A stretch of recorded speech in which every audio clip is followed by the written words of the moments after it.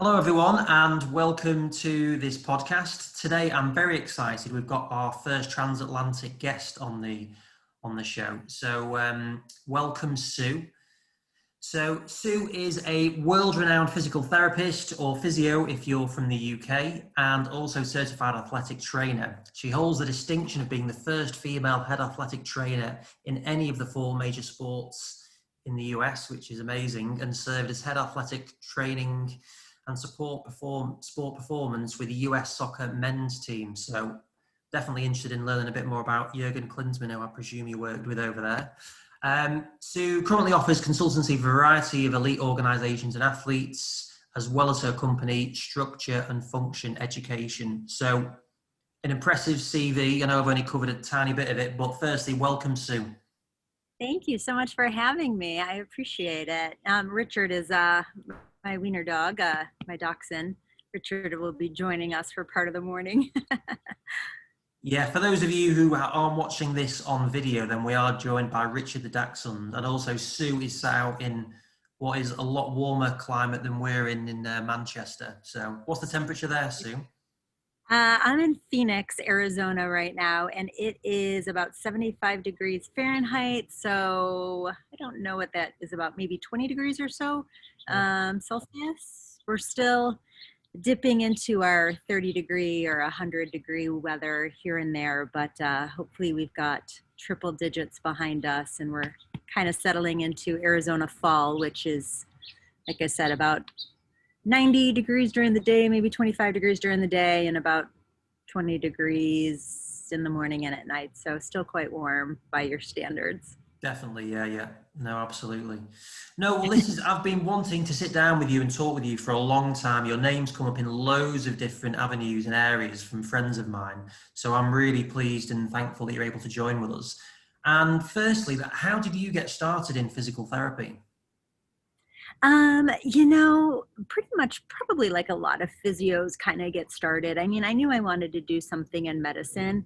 I thought I was going to be an orthopedic surgeon. That's sort of where I wanted to head. And so at the time, physio was a 4-year degree here in the States. And so I decided to do that instead of some type of a pre-med. And while I was in physio school, I just fell in love with it and just really enjoyed everything about it, with the connections that you make with the patients and, the active daily lifestyle in the clinic. And so I just never even bothered to apply to med school once I really learned what PT was and really enjoyed it. And then in the clinic, I used to work with an athletic trainer, and I don't think you guys have athletic trainers over in the UK. I think the equivalent would be like a sport therapist over there.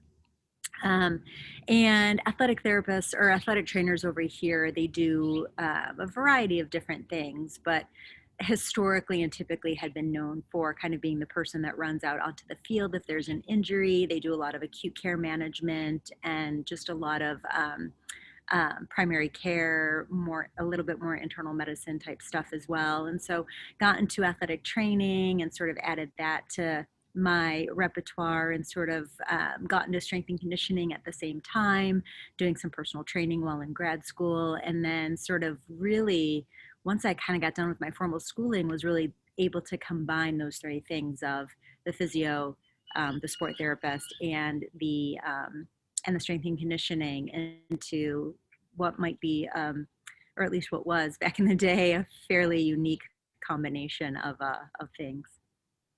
And so you say that you were looking at other avenues as well when you were doing that. Like, did you have any particular aspirations once you realised that physio was something that you loved doing? Like, what did you have a vision of where you wanted to get to? Yeah, it's funny. I thought I was going to really enjoy outpatient orthopedics. I really had no vision of working in sports per se. Even once I went back to athletic training school, I thought, maybe I would work in college athletics. I certainly had no aspirations of working within professional sport. That just wasn't even, for no particular reason. Not that I didn't think I couldn't do it. Just wasn't necessarily something beyond like my childhood dream of telling my mom I wanted to work for our American football team, the Buffalo Bills. But I didn't think that not that I couldn't do it. It just didn't even kind of cross my mind as something that was really sort of an avenue. So I thought maybe college athletics. But yeah, it kind of worked out into the way that it did. So is American football, would you say that was your main passion then? Yeah, I grew up in Buffalo, New York, which is a lot closer to you guys than where I am right now. Obviously, you guys probably know where the state of New York is. Buffalo is about 2 hours outside of Toronto. So I'm about 15 minutes from the Canadian border. So I'm quite west as far as New York State goes, like a good 8-hour drive from New York City. And so Buffalo is just an American football town. And so, yeah, that is definitely, was my passion growing up as far as a sport goes. And really everybody's passion in Buffalo. You can't be from Buffalo and not be a Buffalo Bills fan. I did go to a Buffalo Bills. They were playing the Jets. I went to watch that one several years back. So, yeah, I have been to see them as my claim to fame on that one. Nice, nice. And they won. They won. So, yeah, you'll be pleased to know that.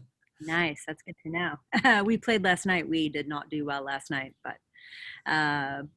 yeah, everything's, we don't usually have American football on Tuesday nights. That was very rare, but they're having to obviously do a lot of shuffling of the schedule due to coronavirus. So it was quite odd to have a game on Tuesday night, but it was a nice change during the week. Yeah, I'm sure. So what did make you get into professional sport then? So how did that, what was the first step into it? Yeah, I moved to Arizona on a complete whim. I had no job. Didn't know anybody out here, and just moved on a total whim because the weather was nice. And I was reading an article in Sports Illustrated about a guy named Nomar Garcia Parra. And Nomar, I've had the pleasure of working with Nomar after reading this article, but at the time I didn't know him, but I was a fan of him because he was a Boston Red Sox player. And the Red Sox were my favorite baseball team. So I read an article about Nomar and that he trained at a facility called Athletes Performance here in Arizona. And Athletes Performance is now known as Exos, and it's owned by a man named Mark Verstegen. And so I just cold called Mark and started volunteering at Athletes Performance a few days a week. And, a few days a week of volunteering turned into calling if someone was injured or needed anything. And that eventually turned into a full-time job over the course of about 6 months. And so once I started working at Athletes Performance, that's really where I started working with professional athletes in the off season. And really where my opportunities to work in season, whether it be with the U.S. men's national team. Back in 2011, I had a little stint with them. And then with the LA Dodgers, that's really sort of where those opportunities came up was from working at Athletes Performance. And so, the professional sport thing kind of snowballed from there. So how experienced were you then when you contacted Mark and were trying to get in there? How much experience did you have at that point? Not much, I think I was 24 years old. I had gone to undergraduate school, I'd gone to graduate school, and yeah, really didn't have any experience. I don't really know why he hired me. I will. He tells a story that I'll share. As we were speaking, he asked me what I wanted to do, like my long-term goals. And I said, I don't know what I want to do, but I know I want to be really great at whatever it is I do.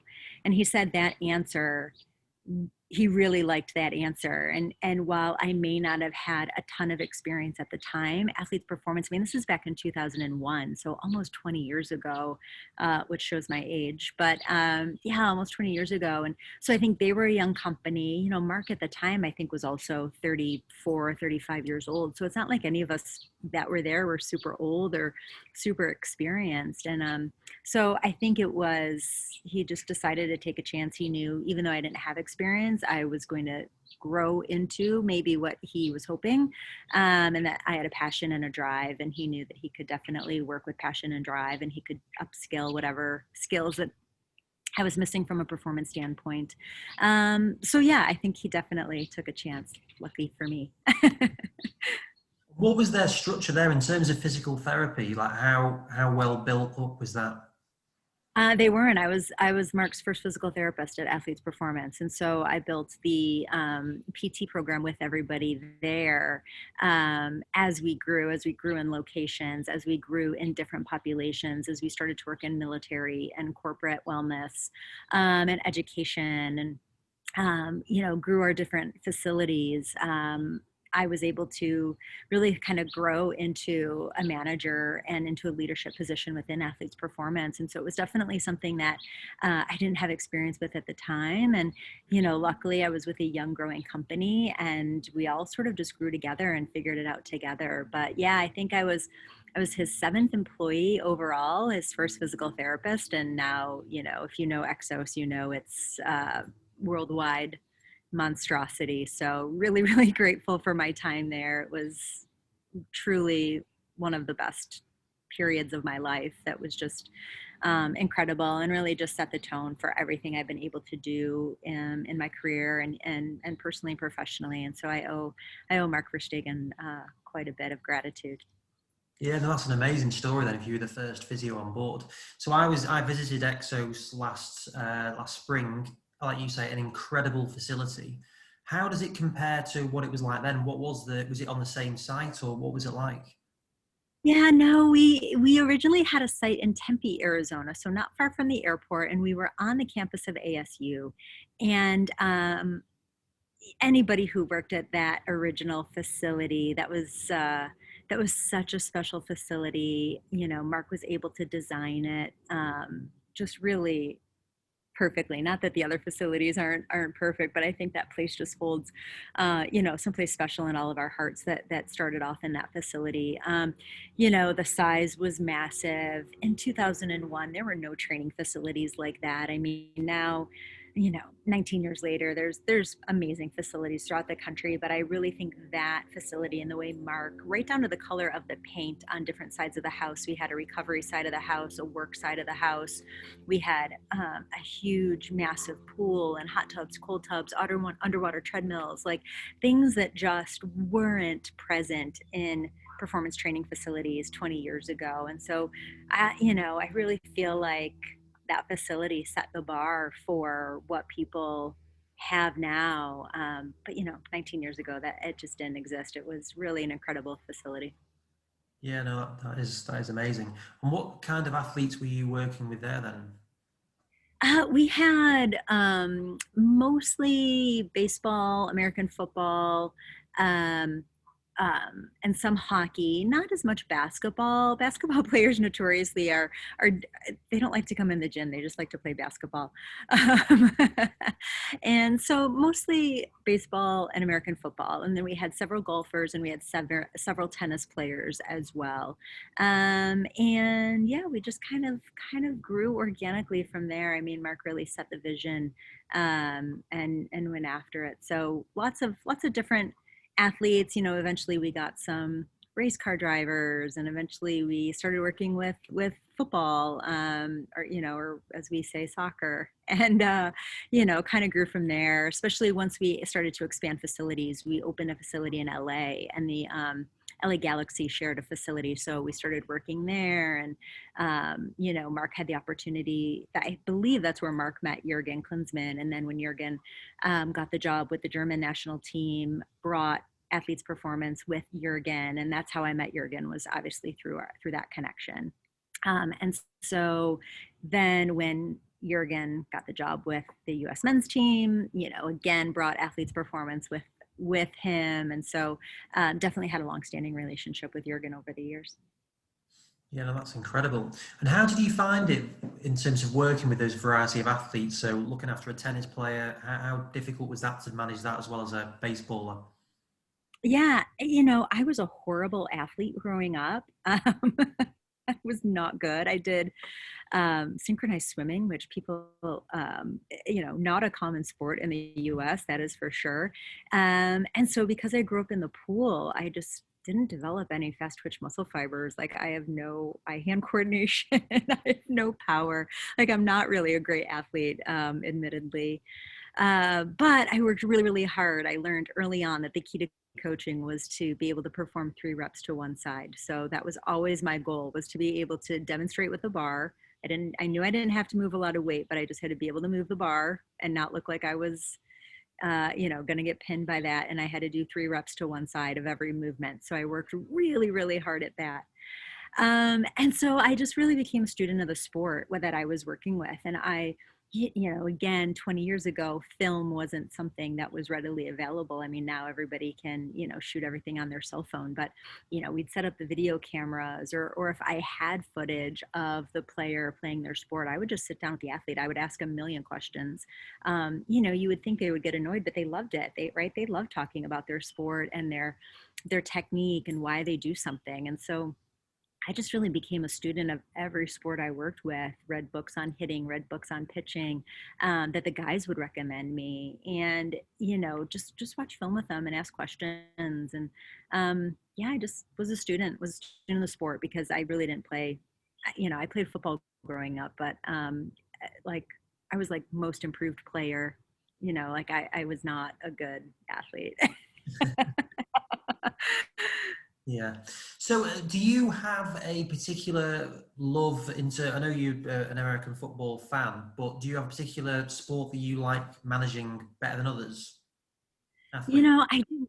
I mean, I like all sports. I just like working with athletes in general and working with high performers who, have a set of goals that they want to attain. So generally, I just like that. But as far as sports go, baseball is my love. I know that's not one of, the UK's national pastimes, but, here in the US, it's definitely a pastime for sure. And I love the biomechanics to it. It's a nitpicky sport, right? When you hit the ball 2 out of 10 times, you probably don't make the major leagues. If you hit the ball 3 out of 10 times your whole career, you might be a Hall of Famer, right? So it's and it's a game of inches. If you throw the ball here, it's a strike. If you throw the ball here, it's a ball. And so it's so particular and it's so nuanced. And it's really like an active game of chess. And so the players kind of have that similar mindset too, of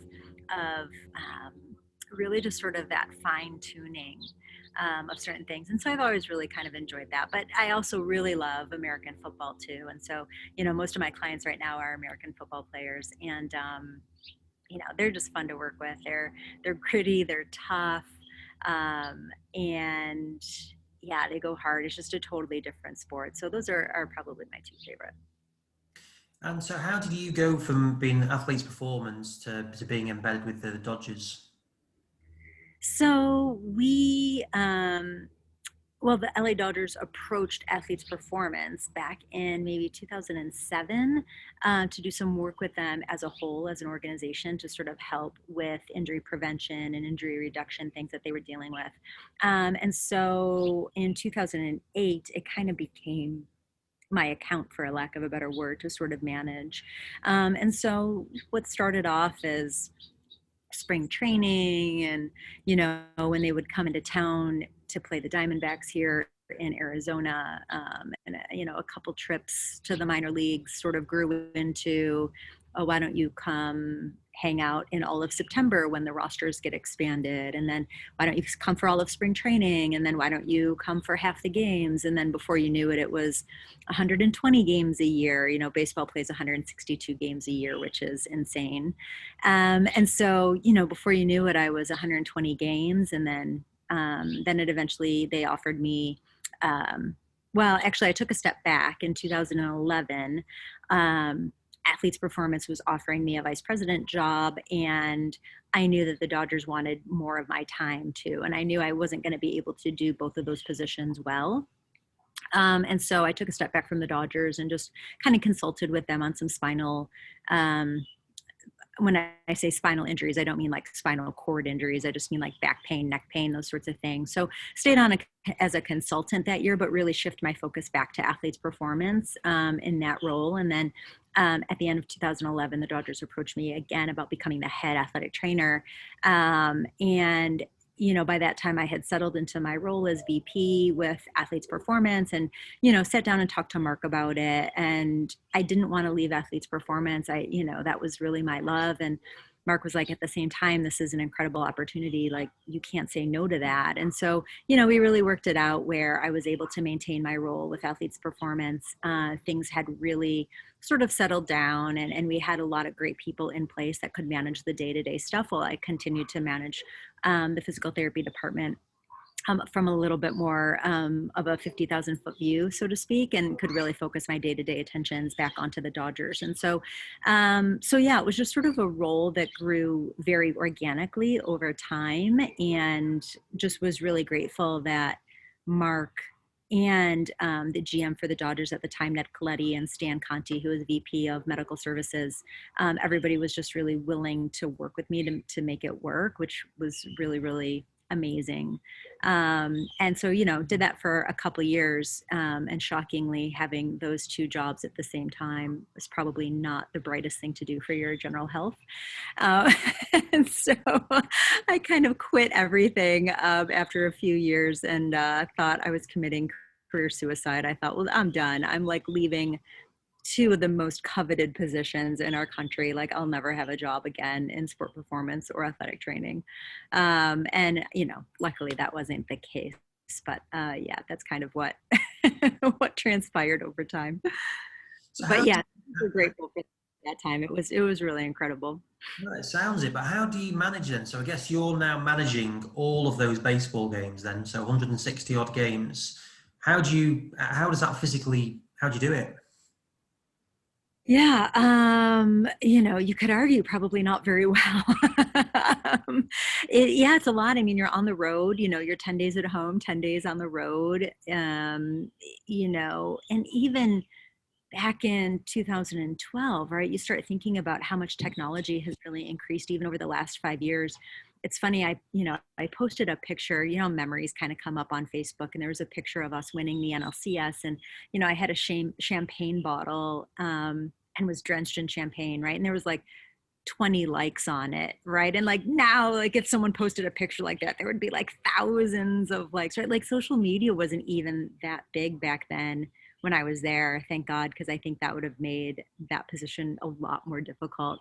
And so, the reason me even saying that was because even technology wasn't, it's not like we were doing tons of FaceTime or Zooms back then. And so it was a lot of cell phone meetings. It was a lot of being up super early, dealing with athletes performance stuff in the morning before I went to the ballpark. I'd go to the ballpark at around 11:30 or 12. I'd be at the ballpark till midnight. During batting practice, we would have other athletic trainers on the field. So I'd kind of have another hour during the day that I could kind of jump back into athletes performance stuff. So yeah, it was, 110, 115 hour work weeks every week for 2.5 years. And yeah, it was very, very difficult. Imagine. Not a good social life then, I'm taking it, in that period. Oh, yes, there was no social life whatsoever. So, I mean, that's incredible too. That how big was the squad you had, and also how big was the medical team there? Yeah, we on a baseball team we have 25. There's 25-man roster, and then there's a 40-man roster. So the additional 15 guys are not with you on a day-to-day basis. They're typically at another location in what we call AAA, which is like the minor leagues. And so, yeah, I would manage basically that 40-man roster. Luckily, the way our medical team was set up, we had a lot of people. Typically, the head athletic trainer would be fully responsible for 160 players throughout 6 to 7 minor league teams. But luckily, the way we were set up, Stan Conti, who was our vice president of medical services, he really oversaw all of the minor leagues. He oversaw all the minor league trainers. He oversaw the draft, which was great. So really for me and my position, I could just focus on our 40-man roster and really those 25 guys that were with us on a day-to-day basis. And then we had 2 other athletic trainers. We had 1 or 2 strength coaches, depending on what year it was. We had a massage therapist who was also an acupuncturist. So we had quite a large staff, which was fantastic. We definitely had a lot of people, which was nice, and some really, really talented people, and people that complemented each other for sure. Everybody kind of brought a different skill set to the table, which was great. And in terms of being a female in that environment, were there ever any issues with that? You know, depends on how you want to define issues. I never really had any major issues whatsoever. You know, I think in order to you can't demand respect, right? I think in order to get respect, you have to give respect. And I was very respectful of the player space. You know, I didn't hang out in their locker room. I went in there, I did what I needed to do, and I got out. And I think as a result, they respected the athletic training room and the weight room where I mostly was. You know, I took the time to get to know their wives. I took the time to get to know their families. So everybody, right, I knew if people at home were comfortable, then their life was going to be easier, right? So I really kind of took the time to make sure that I had good relationships with their wives. You know, just was professional. I mean, I think at the end of the day, players are super simple. If you can help them achieve their goals, they don't care what gender you are, they don't care what color hair you have, they don't care what color skin you have. You know, if you can help them achieve their goals, they're all in. And I think I got some early success with some key veteran players early on that sort of vouched and said, okay, she's okay. And I, you know, once they figured out they could swear in front of me and I didn't care, then that was helpful too, right? Like they realized they didn't have to change who they were. And I think for me, I just really took the approach. I, I can't expect 40, you know, 25 men and, you know, another 15 or 20 coaches to change because I walked in their room. Um, that's an unrealistic expectation. I think I took the approach of, hey, I'm in their space. I need to be the one that adjusts where I am. If I'm uncomfortable to get up and walk out of the conversation or leave the conversation.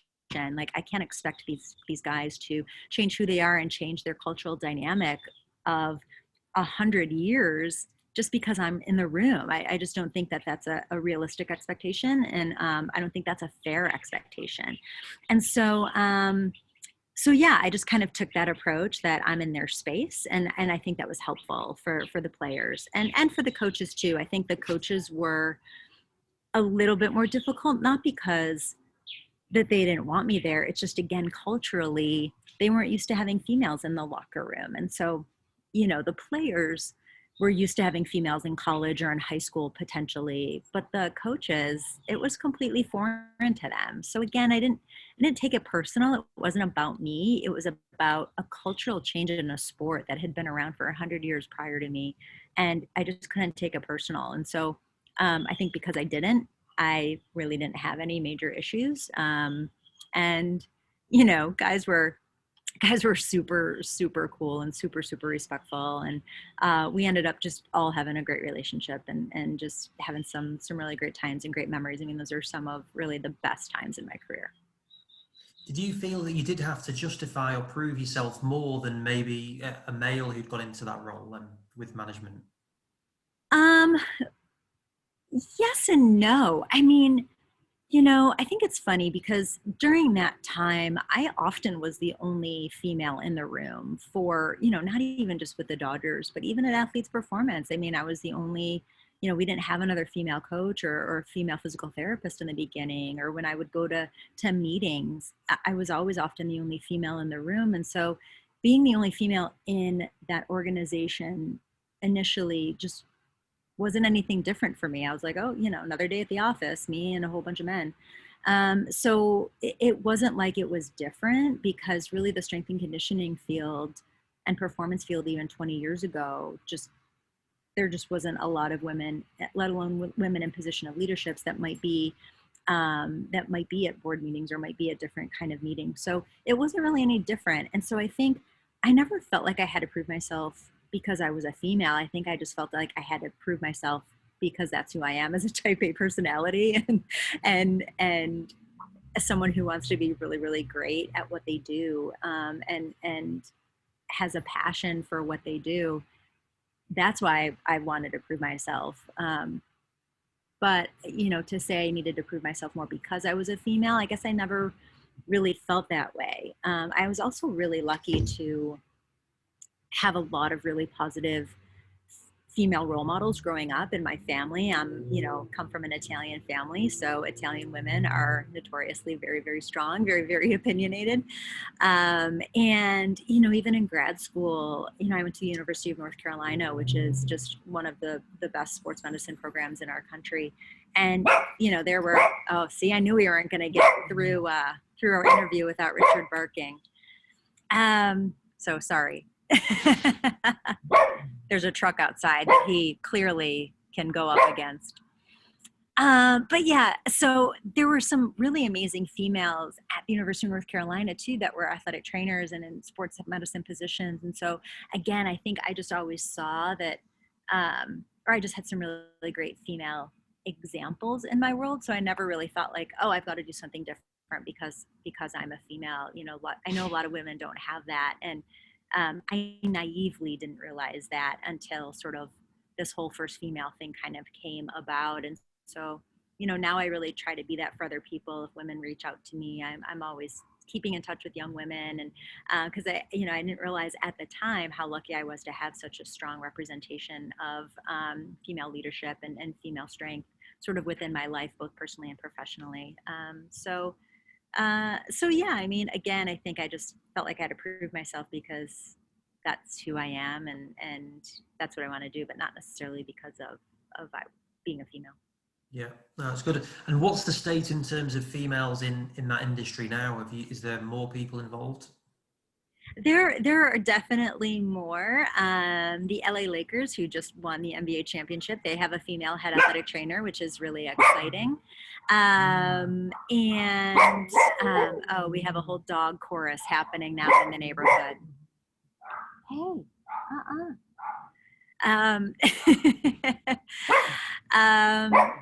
but yeah, there's definitely more women within the minor leagues, within baseball. There's definitely more women within basketball, within football, within the collegiate setting. So it's definitely coming up more and more, which is wonderful and really great to see.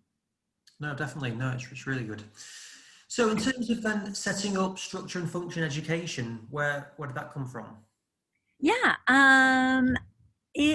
it really came out of, after I left the U.S. men's national team, I started teaching dry needling for another company. And over time, I just had the opportunity to start my own education company. And I thought, anytime you have the opportunity to work for yourself, it's definitely scary. But I just thought, now is the time. And so I decided to start my own education company and named it Structure and Function because I really feel like those things go together. And I didn't want to name my company after myself, but it helped that the initials were the same. And so, yeah, I decided to start that education company. And we started with dry needling because that's what I had been teaching. But I knew that was going to quickly grow. And so that was 4 years ago. We just had our 4-year anniversary in September. And this year is really, well, last year, I should say, we started kind of getting more into our bridging the gap from rehab to performance type stuff. My book came out in 2018 with that same title, Bridging the Gap from Rehab to Performance. And I knew that the book was never the be all and end all of what I wanted to talk about with that topic. It was really more of the foundation. And that it was going to be a living, breathing concept, and that I wanted to be able to do either online education or in-person education, building off of the book versus the book being the culmination of it all, which is probably kind of backwards from the way most people use or write their books. But so now some positives that have come out of this COVID and quarantine time. We were working on an online education platform that, when you don't have to do something, it just sort of takes a back seat, if you will. And so once quarantine started and we realized we weren't going to be doing in-person courses for a while, we jumped into the online thing head first and really have been able to put a lot of advanced dry needling things. So we don't teach you how to dry needle or we use dry needling a little bit different. It's probably more akin to Western medical acupuncture in the UK. We can't use the word acupuncture in here, in the US without being an acupuncturist. And so we really focus more on dry needling, which is just a little bit different. And so we don't teach you how to dry needle online, but we do talk about advanced physiology and advanced things like that. And then we also I'm putting one by one all the chapters of my book into an online format. So every chapter is kind of turning into a 2 to 4 hour course, which is great. And so, like I said, it's kind of started out in the dry needling space, and now we're moving more into the bridging the gap space. And we just published our first online course in nutrition with a friend of mine who's a registered dietitian. So really kind of, again, just going with that philosophy of inclusion, that philosophy of bridging the gap from rehab to performance, and really what does that mean clinically? What does that mean, in a real life topic, everything from pain management to, acceleration and multi-directional speed and load parameters and sort of all of that stuff. And how do we really take an athlete from table to field? So, it's been a really fun, exciting 4 years, obviously a lot of work. It's been good. I still have a concierge practice, so I definitely still treat patients weekly. But it's been really fun to be able to educate and reach more people, because then it just kind of becomes exponential, however many clinicians that you're sort of touching and educating and working with on a daily basis, and then how many patients they get to have. So it's kind of been fun to kind of see that ripple effect throughout the world, which has been really exciting. No, it is. That sounds amazing. So it's difficult to answer at the moment, but what is your vision for where that's going to go? Yeah, that's a great question. I would have had a much different answer 7 months ago, as I'm sure every business owner would. But yeah, I love in-person teaching. It really is my passion. I love being with people, and I love coaching people and love coaching athletes. I love coaching clinicians. I love coaching in a lot of different ways. Unfortunately, I think the digital space is really where we're all going to be living for a while. And so, I think that we'll expand our digital platform much more now than I thought we would 7 months ago. So, like every business in the world, we have had to shift our priorities and shift our vision. But I think our mission hasn't changed, which is to really sort of disrupt not only the healthcare space, but the performance space, right? And really sort of bridge that gap between healthcare and performance, and realize that wellness doesn't end when you are injured, and it's not like you are injured and unwell and then you become well, right? Like it's this continuum that you are somewhere on that line of wellness, and how do we really kind of bridge that, whether we're talking about sport performance, from a rehab to a performance standpoint, or just from a daily high performance life of someone who maybe doesn't have the healthiest lifestyle, but now they want to live a more healthy, well-rounded lifestyle. How do we get people to move better? How do we get people to live better? And so, I think that mission hasn't changed, even though maybe our vision has had to pivot, like everybody's kind of had to pivot over the last few months. Yeah, definitely. And how do you feel like you keep up to date with what is going on? There's so many different areas of sports science and medicine that are coming up all the time. How do you keep up to date? Yeah, it's near impossible. I'm glad I'm at the tail end of my career, because it is getting really difficult to keep track of the technology that is coming about, to keep track of all the different things. So, I try to keep things really simple. I have a very critical eye. I always go back to structure and function, right? I go back to my anatomy, and I go back to physiology, and I always go back to human movement. And if it's something that can enhance that thing of human movement and of wellness, great, I'll take a look at it. At the same time, things are coming and going so quickly. I try not to get distracted by the shiny object. It's hard not to. In 2020, there's so many different things, and especially now that everybody's kind of working more in a digital age. I mean, the technology that is coming out is just overwhelming. And so, I keep things simple. I use a lot of pen and paper. I use a lot of just straight, easy video. I don't do a ton of crazy, crazy stuff. I think sometimes people can gather so much data, and that they don't really know what to do with that data. So in my opinion, there's just no point in gathering tons of data if you don't know what you're really going to do with it. And so, yeah, I try to keep things simple, and I try to see what's rooted in anatomy, and I try to see what's rooted in physiology. And if I can do that, right, like my philosophy as a clinician is to restore and maintain the homeostatic balance of my patient. Like that's my philosophy. And so whether that's biomechanical, biochemical, biopsychosocial, whatever that may be, that's my philosophy. And if it can enhance my philosophy, great. If it can't enhance my philosophy, that's okay too. But my philosophy is unwavering, and I'm rooted within it. And I think people can get distracted by the shiny tool when they don't really have a solid philosophy of treatment. And so I find, especially younger clinicians, that they confuse philosophy with tools. And so they're like, oh yeah, I like to use a lot of dry needling, or oh yeah, I like to use a lot of, I like to use a lot of, whatever it may be. And yeah, I think that's when people start to kind of spin and chase the next shiny object. When you have a philosophy of treatment, you won't get distracted by those things. They either fit within your philosophy and support what you're trying to do, or they don't. No, I think that's really good. And like, there's a lot of people will have different philosophies out there. Have you got what one bit of advice would you give for someone who wants to get into being a physio and athletic trainer? What one piece of advice would you say about developing your own philosophy, or anything really?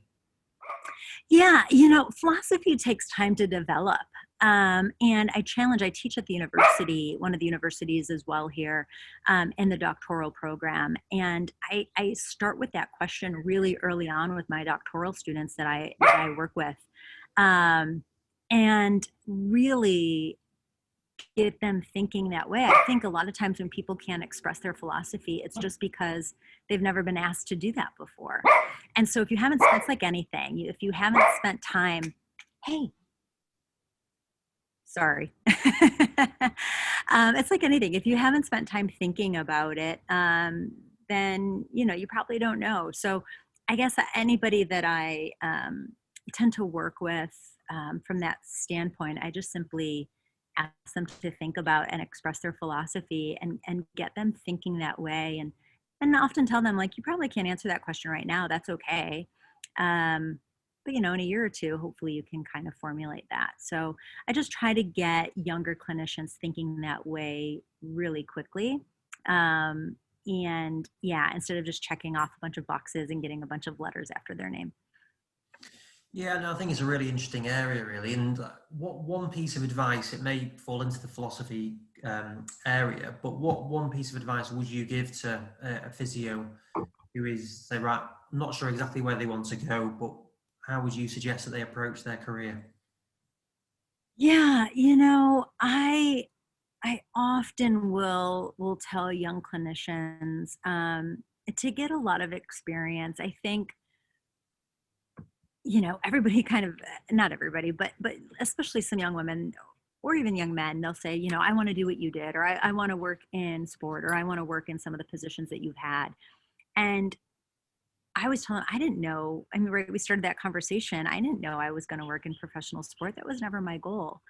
And I think I always try to remind kids too, younger. I try to remind younger clinicians and younger professionals, I graduated college a long time ago.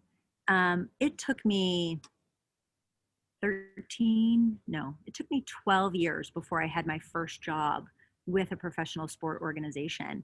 So I always tell younger professionals, remove that expectation of you're going to graduate from school and get a job with a professional organization and right out of the gate, like that's probably not going to be your first job. If it is, congratulations, that's wonderful. But took me 12 years to get my first job with a professional organization.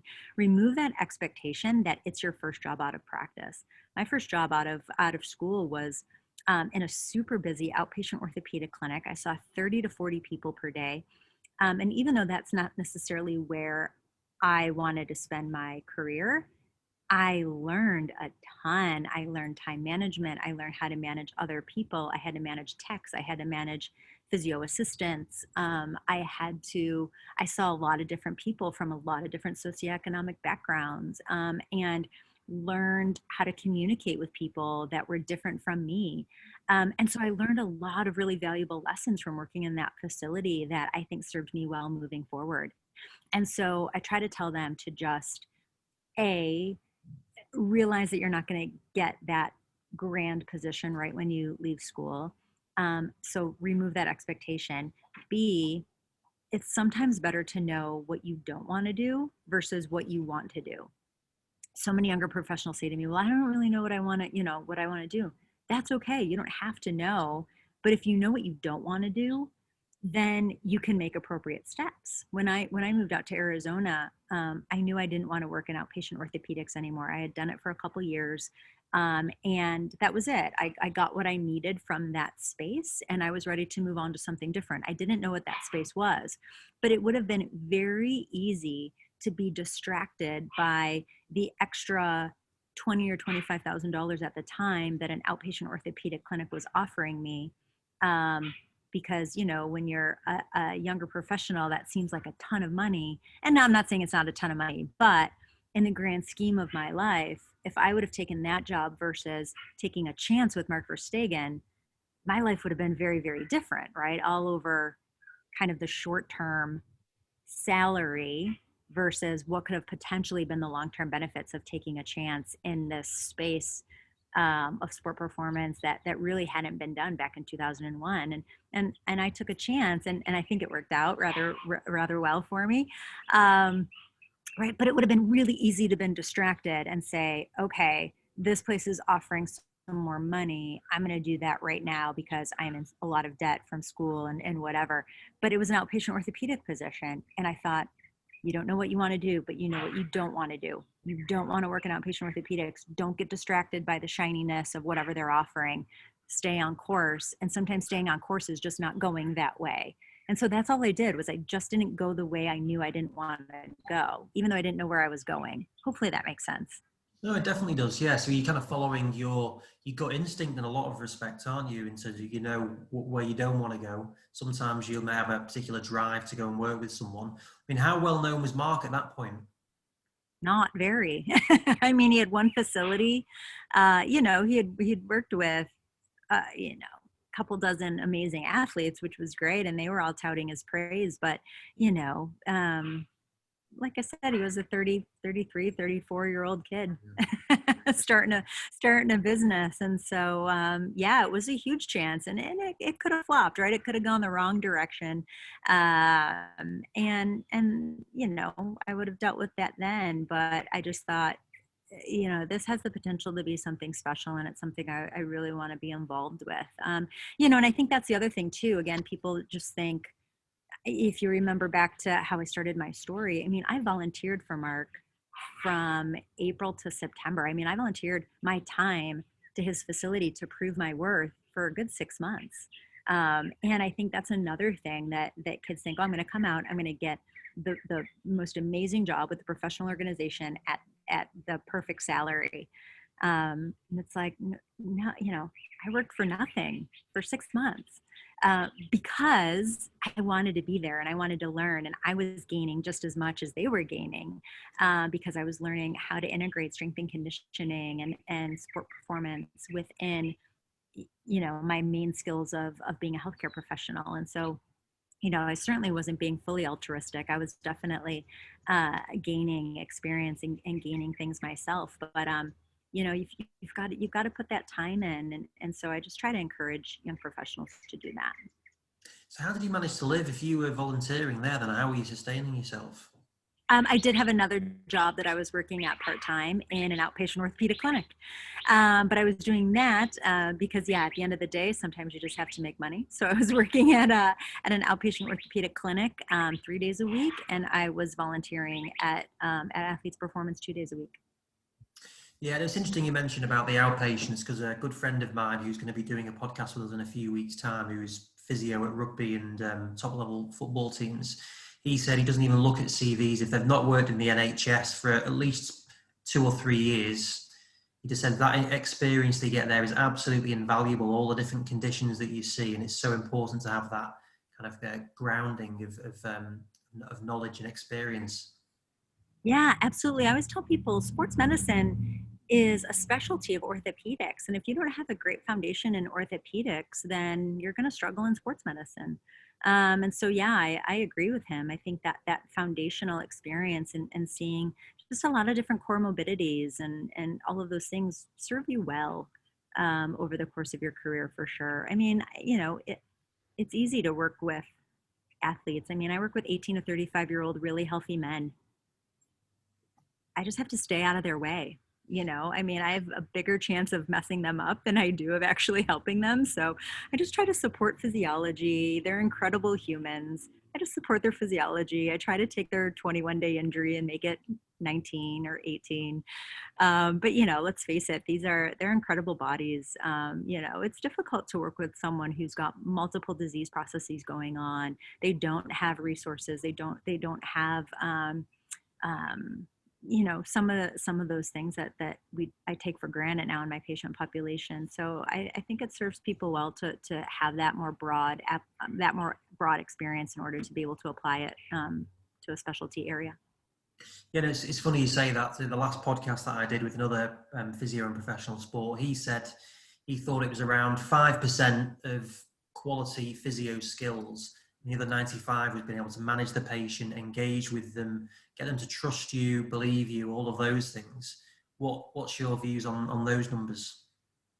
Yeah, I completely agree. I mean, I always joked early in my career that, we didn't take nearly enough psychology courses in physio school in the US because so much of it is trust. And people ask me that too, like, how do you get some of these, I work with some amazing clients and get to travel all over the country with them and do some pretty cool things. And, people are like, gosh, you must be the best physio. And I'm not being self-deprecating at all. Like, I think I'm good at what I do. I don't think I'm the absolute best physio in the world, but I think my clients, I mean, one guy that I'm working with, we've worked together on and off for 18 years.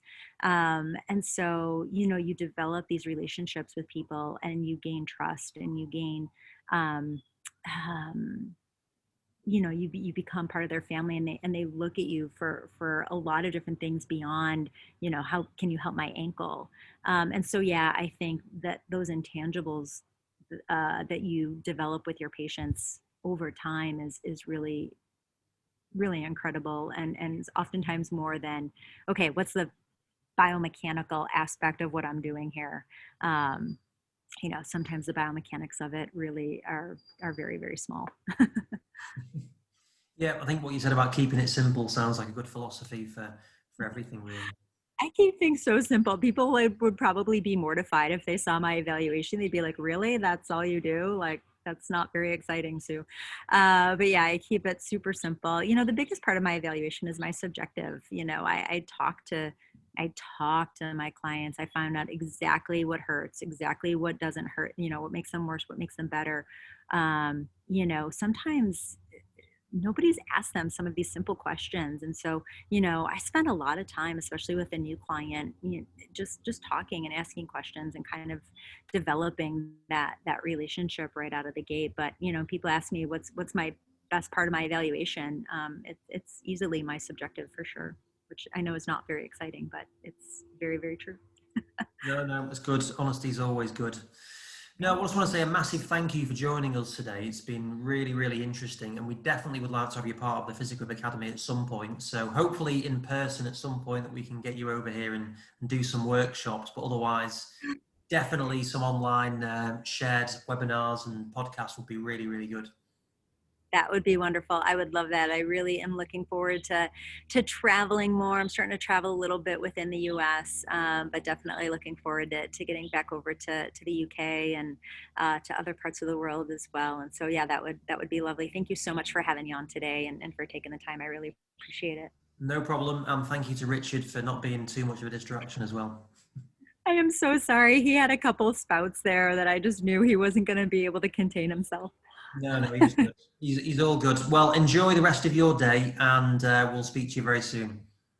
Sounds great. Thank you so much. Same to you.